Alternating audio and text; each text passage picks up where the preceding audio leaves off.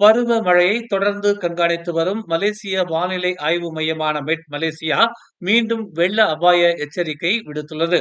தீபகற்ப மலேசியாவில் டிசம்பர் 8ஆம் தேதி முதல் 14ஆம் தேதி வரை தொடர் மழை பெய்யும் என்றும் ஆறுகளின் நீரோட்டம் மேலும் அதிகரிக்கும் என்றும் மெட் மலேசியாவின் தலைமை இயக்குநர் டாக்டர் முகமது ரிஷாம் முகமது அனீப் எச்சரிக்கை விடுத்துள்ளார். தொடர் மழையால் பல்வேறு பகுதிகள் வெள்ளத்தால் பாதிக்கப்பட்டிருக்கும் நிலையில் மேலும் அதிகமான மழை பொழிவை எதிர்நோக்க வேண்டி இருப்பதாகவும், வெள்ளத்தால் பாதிக்கப்பட்டு சீரடைந்து வரும் பகுதிகள் மீண்டும் வெள்ளத்தில் பாதிக்கும் அபாயம் இருப்பதாகவும் அவர் தெரிவித்தார்.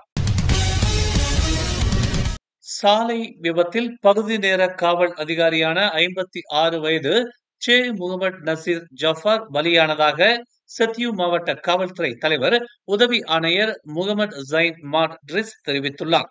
கோலத்ரங்கானுவிலிருந்து கோத்தபாருக்கு சென்று கொண்டிருந்த சாலையில் திடீரென மாடுகள் சாலையை கடக்கும் போது எதிரில் வந்த ஹைலக்ஸ் ரக வாகனத்தில் மோதி விபத்து ஏற்பட்டதாக முதற்கட்ட விசாரணையில் தெரிய வந்துள்ளது. அதிகாலை 6 மணி அளவில் விபத்து குறித்த தகவல் பெற்றதாகவும், ஹைலக்ஸ் ரக வாகனம் ஓட்டி காயம் இன்றி தப்பியதாகவும், விபத்தில் சாலையை கடக்க முயன்ற 9 மாடுகள் பலியானதாகவும் அவர் தெரிவித்தார். வெள்ளத்தில் பாதிக்கப்பட்ட மக்களுக்கு உதவிகள் செய்யக்கூட பிரிக்கத்தான் நாடாளுமன்ற உறுப்பினர்களிடம் நிதி இல்லை என்று 6வது நாடாளுமன்ற உறுப்பினர் டதஸ்ரீ சகிடான் கசீம் இன்று நாடாளுமன்ற செய்தியாளர் சந்திப்பில் தெரிவித்தார். வெள்ள நிவாரணப் பொருட்களும் உதவித் தொகைகளும் அரசாங்கம் அறிவித்தாலும் அந்த தொகை நாடாளுமன்ற உறுப்பினர்களிடம் ஒப்படைக்கப்படாமல் அதிகாரிகளால் நிர்வகிக்கப்படுவதாக அவர் கூறினார். வெள்ளம் ஏற்பட்ட முதல் நாளே பிரதமருக்கு தாம் தொடர்பு கொண்டதாகவும், ஆனால் அவர் மதிக்கவே இல்லை என்றும் அவர் கூறினார். குறுஞ்செய்தி அனுப்பினாலும் கண்டுகொள்ளவே இல்லை என்றும் டத்தஸ்ரீ சகிடான் ஹசீம் தெரிவித்தார். வெள்ள நிவாரணத் தொகையாக பாதிக்கப்பட்ட நாடாளுமன்ற உறுப்பினர்களுக்கு தலா 1 மில்லியன் வழங்க வேண்டும் என்றும் அவர் கோரிக்கை விடுத்தார். கடந்த ஞாயிற்றுக்கிழமை ஷா அலாமில் உள்ள கூட்டரசு நெடுஞ்சாலையில் ஆம்புலன்ஸை பிடித்துக் கொண்டு ஆபத்தான முறையில் வாகனம் ஓட்டியதாக சந்தேகிக்கப்படும் ஒருவரை போலீசார் கைது செய்தனர்.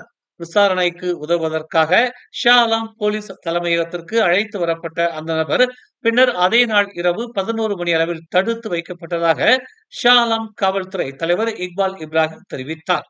முன்னதாக சமூக ஊடகங்களில் இச்சம்பவம் வைரலானது.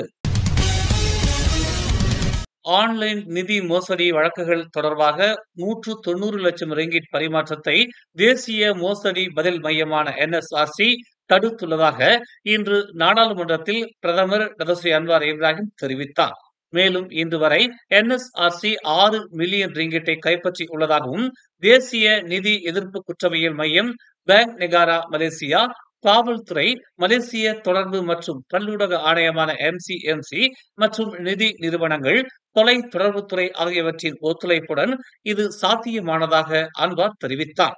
ஆன்லைன் நிதி மோசடி வழக்குகளால் இந்த ஆண்டு ஜனவரி முதல் அக்டோபர் மாதம் வரை 1.224 பில்லியன் ரிங்கிட் இழப்புகள் பதிவு செய்யப்பட்டுள்ளதாக அன்வார் கூறினார். அரசின் மடானி புத்தக பற்றுச்சீட்டு திட்டத்தின் மூலம் 60 லட்சம் புத்தகங்கள் விற்பனை செய்யப்பட்டுள்ளதாக தெரிவிக்கப்பட்டுள்ளது. இன்று நாடாளுமன்றத்தில் நடைபெற்ற கண்காட்சியில் இந்த சாதனை சிறப்பிக்கப்பட்டது.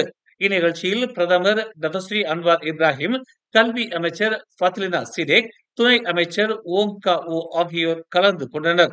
இந்த திட்டம் கல்வி அறிவை மேம்படுத்துவதையும், உள்ளூர் புத்தக தொழிலுக்கு ஆதரவளிப்பதையும், வாழ்நாள் முழுவதும் கற்றலை மேம்படுத்துவதையும் நோக்கமாக கொண்டுள்ளது.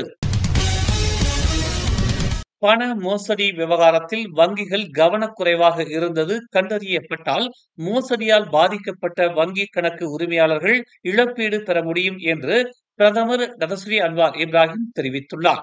குற்றவியல் நடைமுறை சட்டம் 413வது பிரிவின் கீழ் வங்கிகள் உரிய இழப்பீட்டுத் தொகையை வழங்க வேண்டும் என்று அன்வார் கூறினார். நாடாளுமன்றத்தில் பாடம் தராப் உறுப்பினர் நூருல் அமீன் ஹமீட் எழுப்பிய கேள்விக்கு பதிலளிக்கையில் பிரதமர் இதனை தெரிவித்தார். மோசடி நடவடிக்கையில் பணத்தை இழந்த வங்கி கணக்கு உரிமையாளர்களுக்கு உரிய இழப்பீட்டை வழங்கும் பொறுப்பினை வங்கிகளுக்கு வழங்கும் சாத்தியம் குறித்து அவர் கேள்வி எழுப்பியிருந்தார். தேசிய பாதுகாப்பு பல்கலைக்கழகமான UPNM-இல் பகடிவதை மற்றும் துஷ்பிரயோகம் ஆகியவற்றை நிறுத்துவதற்கு சம்பந்தப்பட்ட அனைத்து தரப்பினருக்கும் மாட்சிமை தங்கிய மாமன்னர் சுல்தான் இப்ராஹிம் அழைப்பு விடுத்துள்ளார். மேலும் இது போன்ற பிரச்சனைகள் தொடர்ந்தால் பல்கலைக்கழகத்துடன் தன்னை இணைக்க விரும்பவில்லை என்று அவர் கூறினார். இது தொடர்பாக பல வழக்குகள் நீதிமன்றத்திற்கு கொண்டுவரப்பட்ட போதிலும் பிரச்சனையை சமாளிக்க தீவிர முயற்சி எடுக்கப்படவில்லை என்றும் அவர் தெரிவித்தார். தேசிய பூப்பந்து ஆணையத்தில் லஞ்ச ஊழல் தடுப்பு ஆணையமான MACC சோதனை நடத்தியது தொடர்பாக பல்வேறு ஊகங்கள் வெளியாகி வரும் நிலையில் தேசிய பூப்பந்து ஆணையம் மிகவும் வெளிப்படையாக இருக்கும் ஆணையம் என்றும் இதில் மூடி மறைக்க எதுவும் இல்லை என்றும் அதன் தலைவரான டத்தோ வி சுப்பிரமணியம் தெரிவித்துள்ளார்.